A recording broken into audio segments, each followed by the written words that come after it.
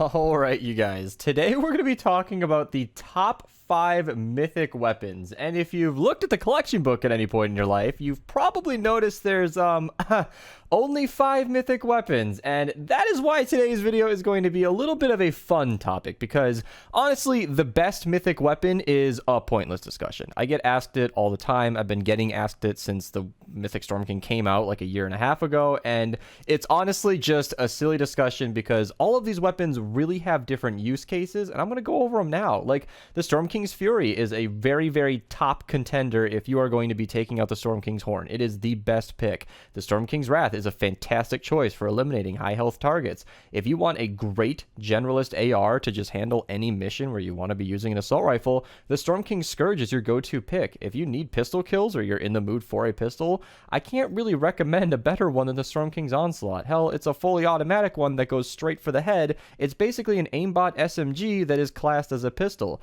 And who can forget about the Ravager? If you have a smokescreen mission and you need to use a melee, it is basically your best pick. And I can't really say that any of these weapons really step on each other's toes too much, except for like the Scourge and the Onslaught kind of do the same job, but require very different playstyles. And the Ravager and the Fury, again, we'll talk about it in a little bit, I guess. So this is where this is going to be a fun topic. This is mostly going to be my, albeit heavily informed and based by facts, opinion on the subject from my perspective of these weapons and how they are used in conventional gameplay. I can't stress that enough. This is not a definitive list. One will not ever exist, but this is my opinion as somebody who generally when I play, it is high-level missions, 140s, 160s. Practically speaking, I like to use the Baron, so I always am using the Baron in my middle slot, and I personally very much so like coconuts. I stand by this playstyle. It definitely works. However, it means that I am usually playing with one weapon. The reason I'm telling you all of this is because back in the day when coconuts were not a thing and the Baron was not a thing, and I didn't use a melee to get around quickly, I used to use an AR, I think a rocket launcher, and a sniper almost all the time. Rocket launchers were great for crowd clearing. Sniper was fantastic for one-shotting mist monsters. Big shout out to anybody who's still in Canny Valley or Plankerton. The Spyglass is one of the top picks for just one-shotting a mist monster, and if you can hit those headshots, it's really, really satisfying. I miss that gameplay. I miss that playstyle, but there's just nothing that really one-shot stuff in the end game except for the Wrath if it crits. We'll get into it later.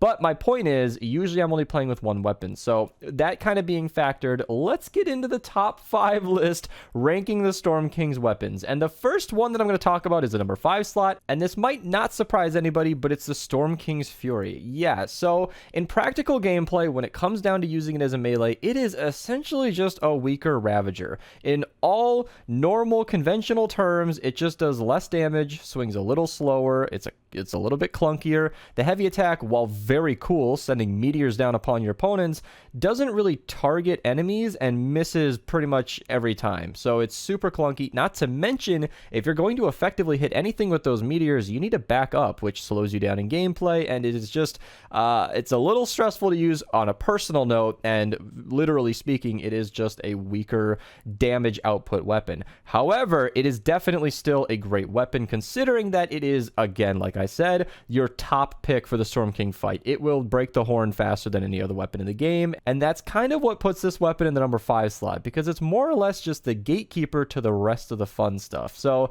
the Fury definitely has an extremely important role. That's why I have 2 copies, and it's definitely worth having. But in all practical terms, you only really need to use it as much as it takes to kill the Storm King enough times to get as many copies of these weapons as you need. And then once you've got all of these schematics leveled up, you can kind of just put it away and never really touch it again if you never intend to run the Storm King again. Now, I will say this kind of late into the video, obviously speaking, I have best perks for all of these weapons linked down below. I did actually update the Ravager best perks because we kind of learned a lot about melees. I'll link that down below. If any of these videos have been updated, I will put new in the front of the best perks so that you can tell which videos are new and which videos are old. However, I do stand by all the best perks on all of these, but I am looking at the Fury and the Scourge as potential candidates, but you can trust the perks in those videos. They'll definitely lead you straight. Now, in the number 4 slot, this again might surprise some of you, but I'm going to pick the Onslaught. Now, this is probably the expected one. Based on talking to people in stream chat over the year plus that the Storm King has been out, the Storm King's Onslaught is, from my perspective of what everybody has told me, the least favorite of the bunch. And that kind of kills me inside, because it's a really good weapon. Have you ever used the Storm King's Onslaught? It targets the head, it shoots fully auto. If you're careful about the fire rate on this, I'm actually going to go to my heroes real quick to give you a nice little tip. If you guys are ever using, let's see, Bulletstorm Jonesy, upping your ranged weapon damage by 1%, stacking to 25 times, or Crackshot, stacking up to 50 times, you can put both of these boys in support, or Crackshot in the lead even, and if you don't let your Onslaught overheat, you will get a massive damage buff that won't go away, and that can be very, very strong. However, you are going to need to never switch out of your weapon, and that can be kind of tricky.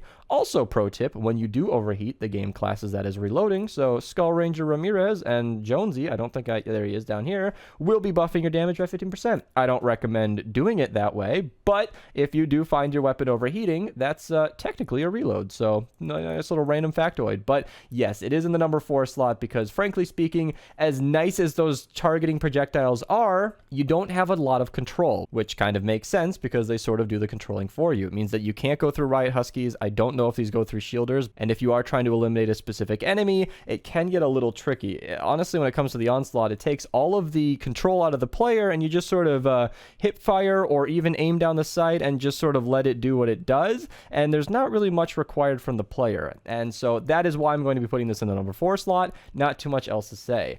Now, the number 3 slot is definitely going to surprise some of you, and it is one of the things that charges me up to record this video, because I'm going to stress again that we are talking in practical terms, in everyday missions, how you're regularly playing the game. The number 3 slot is the Storm King's Wrath. What? Are you kidding me? This is totally number 1. I know all of you are shouting that at me right now, and honestly, I see where you're coming from. This is the hardest hitting weapon in the entire game. This isn't my opinion. You can look at Fortnite DB. It has the highest base damage, and this will do the most in one shot, and it will eat up all of your energy cells and eliminate all the things in front of you if you go ahead and charge it up to full. But in regular missions, it's kind of just good for like one-tapping a Mist monster if you crit, and it can be good for laying into a mini boss if you're just banked on energy cells, and that's kind of it. Because if you talk about DPS, it's kind of tricky. Now, you can't really trust the in-game numbers, but in my experience, just using like a proper element, like super high DPS, like Floor Flusher or the Thrasher, Hemlock, you know, one of the shotguns like the Huskbuster, the Ground Pounder, all of those will out-damage and be more cost-effective than the Storm King's Wrath. Now, of course, Storm King's Wrath, top pick in my opinion for the Storm King. If you're trying to eliminate those crystals and those mini bosses, it is a fantastic pick. Obviously, the pot shot comes into play if you're going to be talking about mini bosses. It can do the job a little bit better, but if you're somebody like me who's kind of old school before everybody started using the pot shot, the Storm King's Wrath will work completely fine. But in practical terms, in regular missions, you're actually not going to see it a lot. And this isn't just my opinion. I play with a lot of people on stream. People come in from the chat and like to game with me. And the Storm King's Wrath is not a weapon I see fired very often. And so that's why I'm placing it in the number 3 slot. Now, of course, as we're picking from a pool of 5 weapons, there is no way that I can announce the second place weapon without, of course, giving away the first. And that's why I'm going to talk about these two at the exact same time. It's going to surprise, I think, some of you again that I am actually placing a melee in the number 1 position. Yes, it is in my wholehearted, honest opinion that the Ravager is better than the Scourge. Let's get into it. Now, the Scourge, let's talk about it, is a very strong AR. This thing tops the DPS charts for most of the AR qualifications. There are tricky things with the Storm King weapons, for example, like the Storm King's Ravager can technically be outdamaged by the Spectral Blade. That is something I discussed in the updated best perks, link to that down below. But if you want to, you know, say that the Spectral Blade is better, you have to completely ignore the 6th perk on the Ravager, and that is just not something you can do. That thing just sends a wave of a huge amount of damage, which is kind of why I like it so much, because I put a melee in the number 1 slot, yet it also has a ranged attack, so it's not really limited like most melees are. And the Storm King Scourge is exactly it. You can't just look at DPS because when you hit an enemy, it builds up a charge, and when you switch between enemies, it detonates that charge. And that can be a very, very effective way to affect lots of enemies at once and doubling your damage in the process. So that is a very strong ability that gets a little complicated to calculate, and it's not really simple for me to convey that math. So in all practical terms, the Scourge is kind of the best AR. However, of course, it does take energy cells, and personally speaking, maybe it's just the Call of Duty kid in me, I like to reload my weapons. And I know that that's not totally fair. It's kind of weird. It's like, what do you mean? Just wait for it to cool down. And I know it sounds a little odd, but every time I'm getting into a fight, I like to just hold down the trigger until the game stops me and I have to reload. But with the Scourge, when it stops me, it overheats, and then I'm waiting for like an uncomfortable amount of time. Whereas if I just regulated my shots, I'd be fine. Personally speaking, again, this is an opinionated list, that's why I said it in the beginning, that bugs the crap out of me, and it makes me not want to use the weapon all that often, even though the damage speaks for itself. And of course, lastly, you are locked to energy and physical, and if you guys have ever played in the endgame in Twine, you'll know that fire versus a nature enemy is going to be 100% damage, and energy versus a nature enemy is going to be 75. Nature is just an example. That's true for all elements, like nature will do more to water than energy will, and water will do more to fire than energy will. But right now I'm using nature as an example because as of recording, all the missions right now in 4 players like to be nature. So right now a fire weapon is the best bang for your buck. That'll change in the future, but my point is when you're comparing the Storm King weapons to regular conventional weapons that can have multiple elemental picks, you kind of just have to give them a 25% knock, and that is kind of unfair, but it kind of makes sense because they are locked to energy. So yeah, the Storm King Scourge does not see a lot of use on my personal perspective of the world, but the Ravager, you can see it supercharged here, is just annihilation. This thing does an insane amount of damage. It actually, I think, has a higher DPS than the Scourge, especially when you pair it with Paleoluna. I know it's a little unfair, but I'm not going to pretend like she doesn't exist. The Ravager Luna core is a very high damage output, and like I said, with that ranged attack, you are not limited to what's right in front of you, and that makes this a very comfortable weapon to use. And I have found myself using the Ravager even outside of smokescreen missions, which kind of speaks to how strong it is. It is a melee that allows me to feel not limited by regular melee stuff. I've only talked about the range attack, but I think everybody has noticed when you jump, you lunge forward, and moving around like that while doing damage in the process makes it an extremely satisfying weapon. And of course, as I've said multiple times, the damage speaks for itself. So that is my list. That is my top 5 mythic weapons. Kind of a silly title, I know, because there are only 5 mythic weapons. If they add any more, I can assure you I would love to talk about them on my channel. Subscribe if you're new.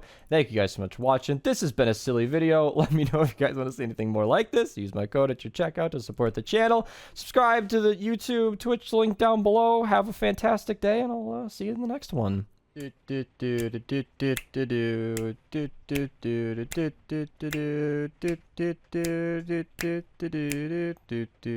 then